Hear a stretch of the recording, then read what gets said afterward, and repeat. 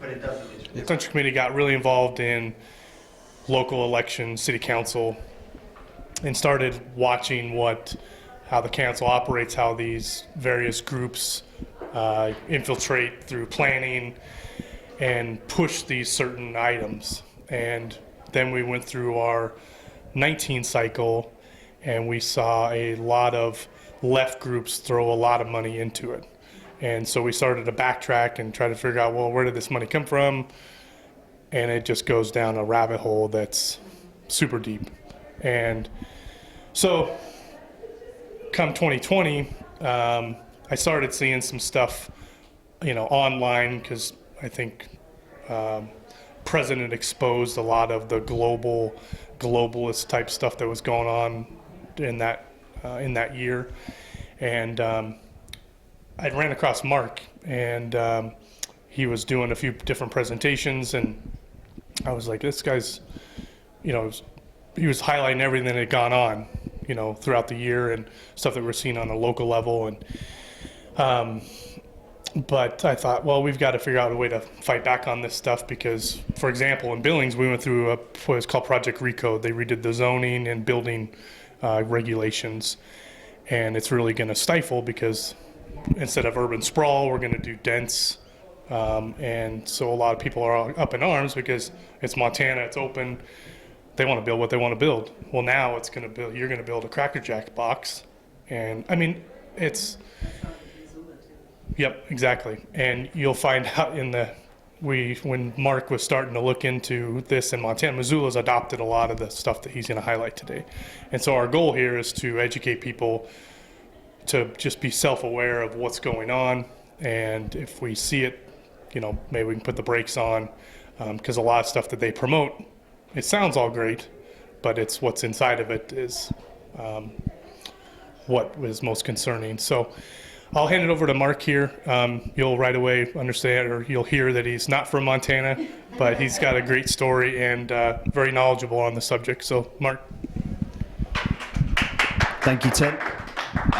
So probably wondering what an apparent Englishman is doing in Montana on a summer's afternoon. I met the love of my life, Jillian, in September 2017. She's from Minnesota. We got engaged 2 months later, and 6 months later I'd moved to America and adopted this as my home. We live in Arizona, rural Arizona, and we have 2 babies. One was born just 2 days ago. It was cutting it fine on the timing. I've always loved America. My parents are Irish, so as Irish people, we've always kind of seen America as a home away from home, and that's kind of part of it. But it's also, in particular, the values, and we're going to come to that in a second.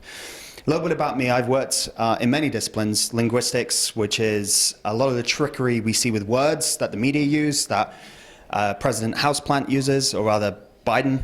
And we see a lot of these words of trickery. So I've spent a lot of time in linguistics. I've worked with some of the top universities in the world, but really I consider myself a philosopher. On the website, America21century.com, I have a 14,000 word thesis, which I don't expect anyone to read, but it breaks down the worldview of globalism and modern leftism as we see it today. The organization that I've launched is essentially one that is pro-America, pro-personal and individual sovereignty, and pro-nation state. We are anti-globalist and we are anti-global initiatives. Next slide, please, sir. This is the unique mantra that makes America the greatest nation on earth. One nation under God. Where I come from originally, that isn't the case. It's a monarch, right? And we understand this. A nation under God is what makes us the greatest nation on earth. It's uniquely understanding that no man can ever be the authority. We're too flawed. God is the authority, and that's where we get our rights from, and that's where we get everything we value. And by understanding that that is our presupposition, that is our baseline, we need to actually pull that back. Part of what Tim and I were kind of discussing before the presentation was that often as conservatives, we do cede some of our territory to the left. Often, sometimes we say, they pull us onto their framework, and then we start arguing on there, where really we need to pull them back to this. You're not God. You don't get to make the rules. Our job is just to abide by those rules. And some people may not believe in God, and that's fine, but there are transcendental categories that rule the universe. Laws of logic. They're eternal. They're immaterial. We don't make them. Mathematics, geometry. It's coded into the universe.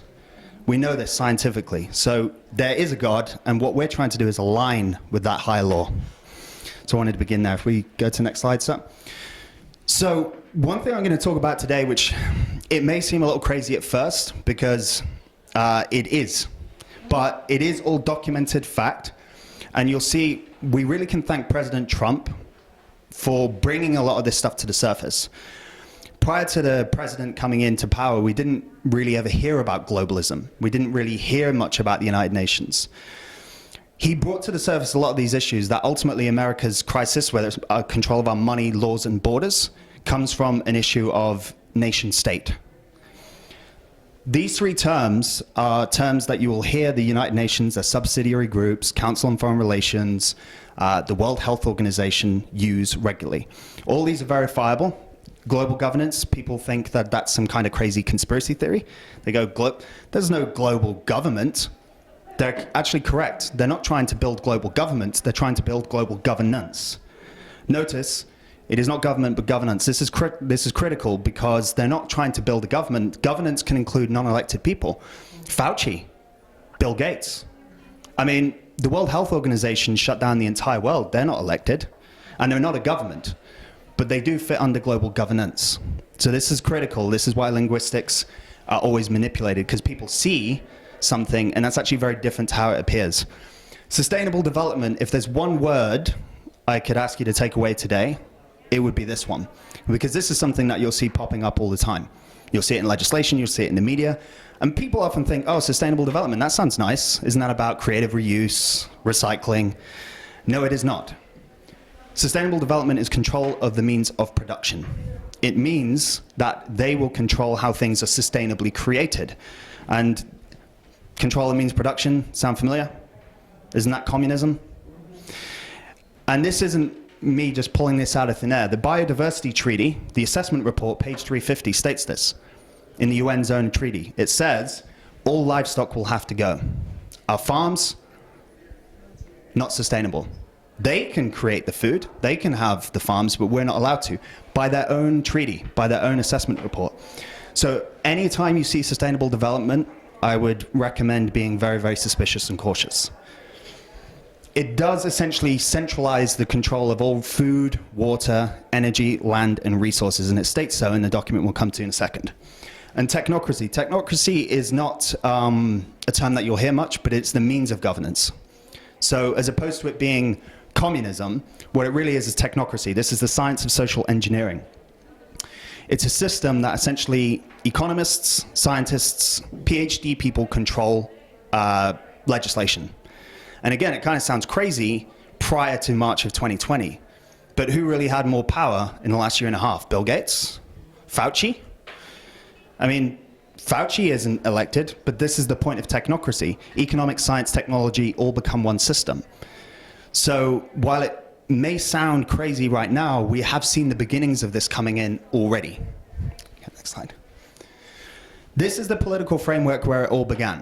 1992, Maurice Strong launched this in Rio. 179 countries signed on to it. What Agenda 21 is essentially the agenda for the 21st century set out by the United Nations. What it sets out to do is control land, water, and air for the sake of saving the environment. But land, water, and air is the entire planet, isn't it? What isn't made of land, water, and air on our planet? So they've managed to fit this through the back door in almost every nation on Earth by utilizing climate change as the excuse. Again, when man thinks he's God, you can create whatever laws out of thin air that you want to do. Next slide. Here is what is in the Agenda 21 document, a publicly available document, which you can find on the United Nations website. Government. Governments are required to improve or reshape the processes of decision-making into a progressive integration of economic, social, and environmental issues. So what this means is if you're reshaping it to be progressive and about environmental issues, your government no longer has the Constitution as the supreme law of the land, because you have to then reshape government into integrating economic, social, and environmental issues. So if the law doesn't do that now, well, it will have to be changed to do so. And this is in their own documentation. Economics, they want to create human settlements which is geographically and ecologically specific. What this means is that out of rural areas and into major cities. Population in major cities in the United States is about 80% currently. They want it to be 100% because they believe in this document that that is better for the environment. They don't want us driving around in our cars, using our energy, having our farms. So agriculture is, of course, a big part of it. I grew up in Wales, which is a rural part of the United Kingdom, a lot of farmers. I was saying that I used to have to walk 5 miles to get a pint of milk, and that's true. I actually had to walk from the airport last night because there's no taxis here. And it reminded me of my youth. So I grew up around farmers, that's my culture, I understand that. The agriculture part is critical because that is the backbone of our way of life. Our farmers produce our food. It says right here, sustainable agriculture and rural development. Agenda 21 sets the major objectives of sustainable agriculture and rural development. What that means is they set the standards of farming, and as we covered already in the Biodiversity Treaty, it says you don't get to control livestock because it's unsustainable. So Agenda 21 really, breaking all this down, when you go through the 40 chapters and 200 pages or so, it equals these points. The end of national sovereignty, the end of control of our own money, laws, and borders. The end of privacy, which we're very close to already, to be honest. The end of property rights. Because people often think, oh, the property is going to be stolen. That's not how it works. What if you're using too much energy? You're going against the climate regulation. What if your farm is using too much energy? You certainly can't drive a truck, and that's a lot of CO2. So they're not going to be outright stealing these rights. It's through constant manipulation of legislation that it becomes so restrictive that these things no longer exist. We don't even have a border right now.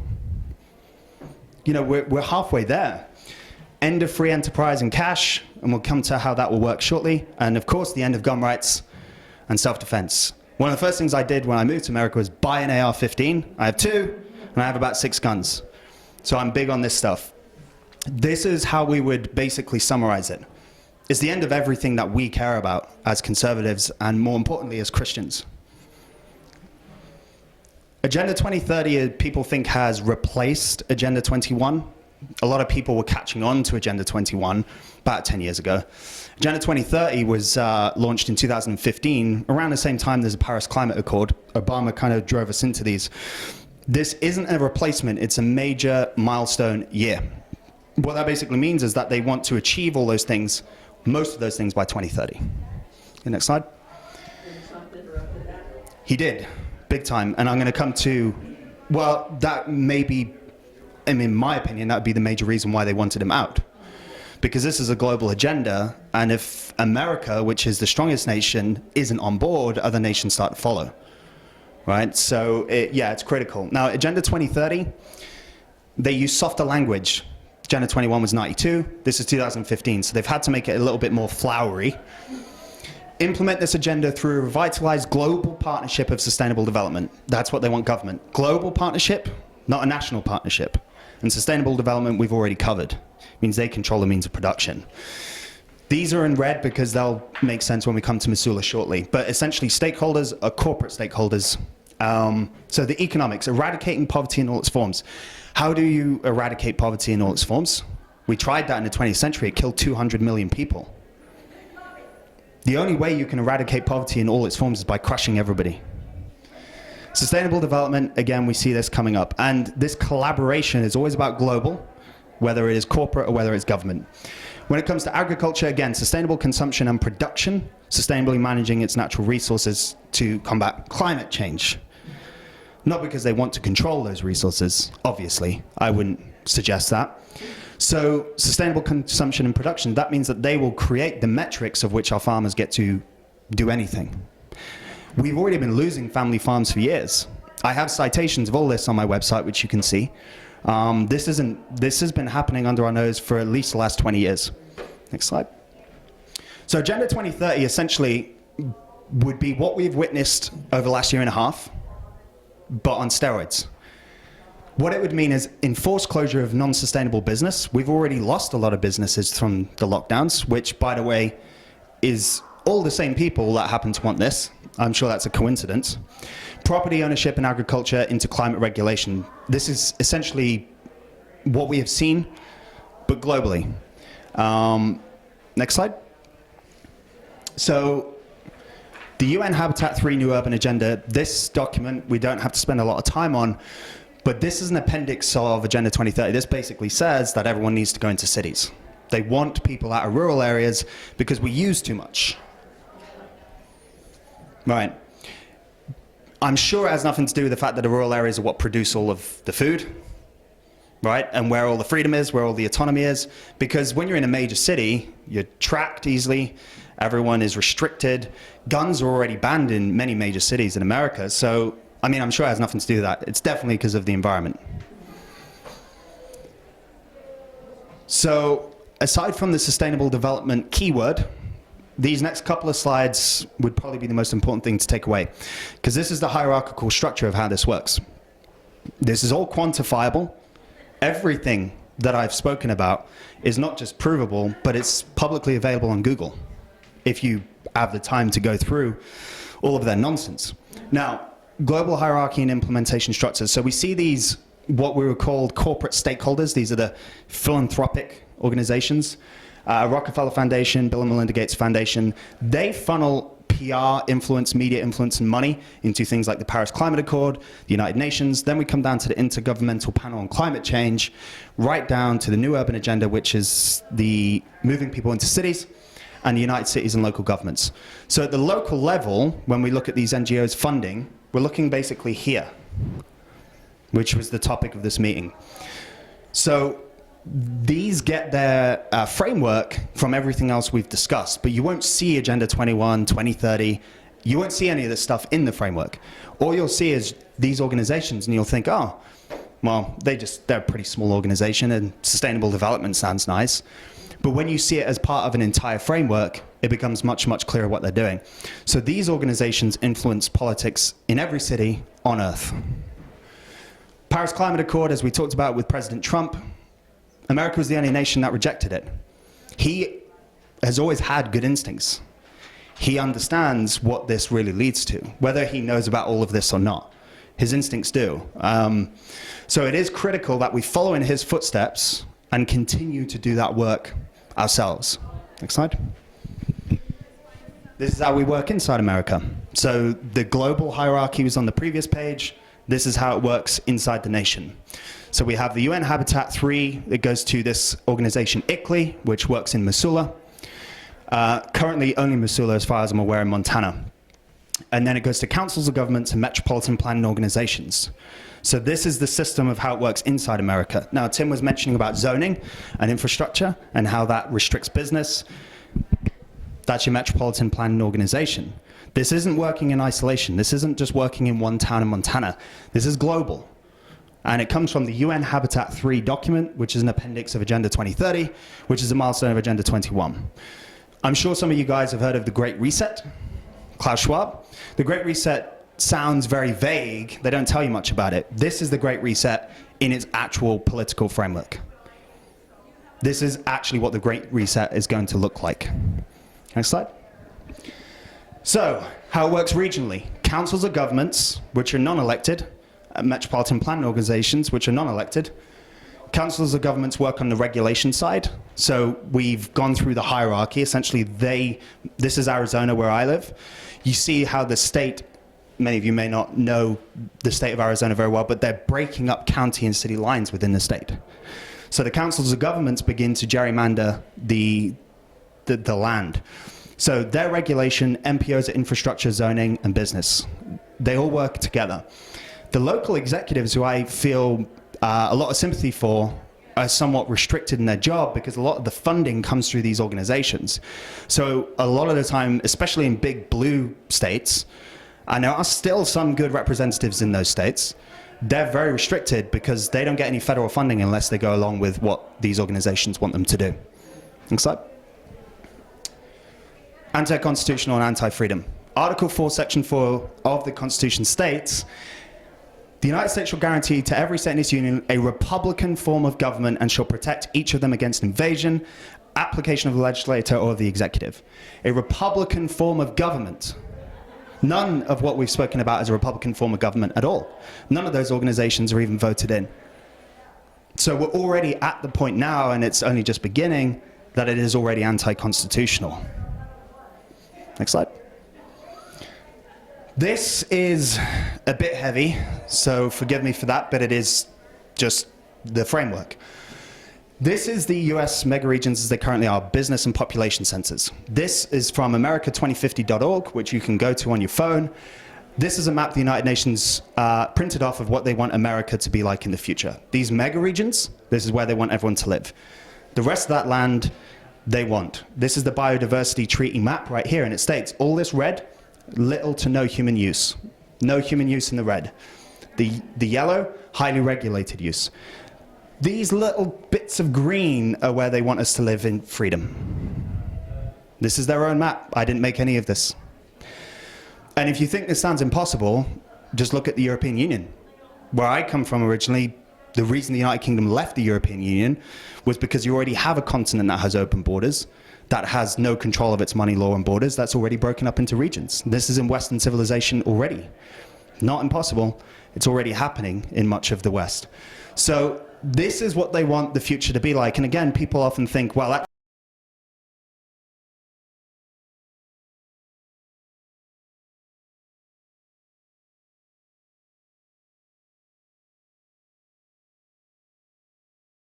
they're not going to get me off my land.